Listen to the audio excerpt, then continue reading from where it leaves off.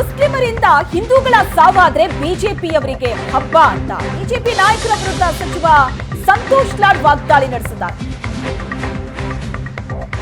ಹಿಂದೂಗಳ ಕೊಲೆಯಾದ್ರೆ ಇವ್ಯಾರು ಹೋಗಲ್ಲ, ಆದ್ರೆ ಮುಸ್ಲಿಂ ವ್ಯಕ್ತಿಯಿಂದ ಹಿಂದೂ ಕೊಲೆ ಆದ್ರೆ ಇವರಿಗೆ ಹಬ್ಬ.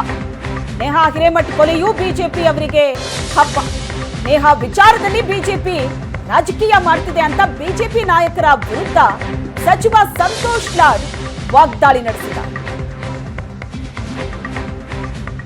ನೋಡಿ, ಇದೇ ಬ್ಯೂಟಿ ಈ ಕಂಟ್ರಿಯಲ್ಲಿ. ಇದೇನಾಗಿದೆ, this is the solidarity of Muslim community to show that they are standing by Neha and his family, Hiremath ಅವ್ರ ಫ್ಯಾಮಿಲಿ ಬಗ್ಗೆ ಅದನ್ನ ಕಾಣ್ತಾನೆ ಅಲ್ಲ, ಲಾರ್ಜರ್ ಪಿಕ್ಚರ್ ಅದಿಲ್ಲ. ಈಗ ಎಷ್ಟೋ ಸಂದರ್ಭದಲ್ಲಿ ಹಿಂದೂಗಳು ಮರ್ಡರ್ಗಳಾಗ್ತವೆ, ಅಲ್ಲಿ ಯಾರು ನಮ್ಮ ಹಿಂದುತ್ವವಾದಿಗಳು ಹೋಗೋದಿಲ್ಲ, ಅಲ್ಲಿ ಹೆಣ್ಮಕ್ಳು ಸಾಯ್ತಿರ್ತಾರೆ, ಹಿಂದೂ ಹೆಣ್ಮಕ್ಳು ಸಾಯ್ತಿರ್ತಾರೆ, ಅವಾಗ ಯಾರು ಹೋಗೋದಿಲ್ಲ.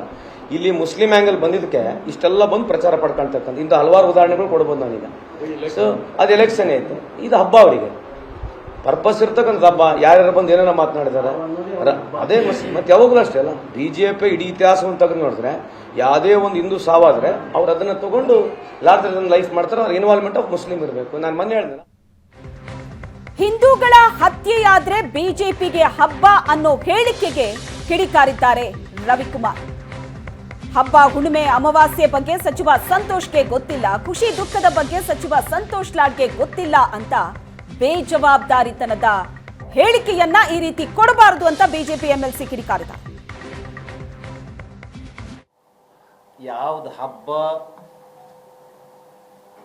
ಹಬ್ಬ ಅಲ್ಲ ಅನ್ನುವಂತ ಒಂದು ಸಾಮಾನ್ಯ ಜ್ಞಾನವೂ ಕೂಡ ಸಂತೋಷ್ ಅವ್ರ ಲಾಡ್ ಅವ್ರಿಗೆ ಇಲ್ಲ ಅಂತ ನಾನು ಹೇಳಕ್ ಬಯಸ್ತೇನೆ.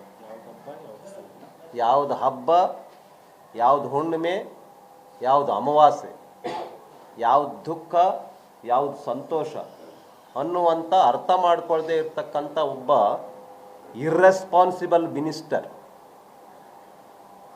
ಮಿಸ್ಟರ್ ಸಂತೋಷ್ ಲಾಡ್ ಅವರು ತಮ್ಮ ಘನತೆಗೆ ತಕ್ಕಂತೆ ಹೇಳಿಕೆಯನ್ನು ಕೊಡಬೇಕು.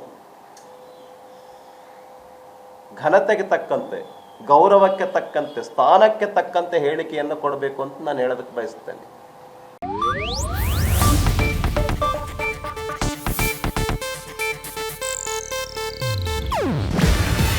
ಇದು ಏಷ್ಯಾನೆಟ್ ನ್ಯೂಸ್ ನೆಟ್ವರ್ಕ್ ಪ್ರಸ್ತುತಿ. ನೀವು ನೋಡ್ತಿದ್ದೀರಾ ಏಷ್ಯಾನೆಟ್ ಸುವರ್ಣ ನ್ಯೂಸ್.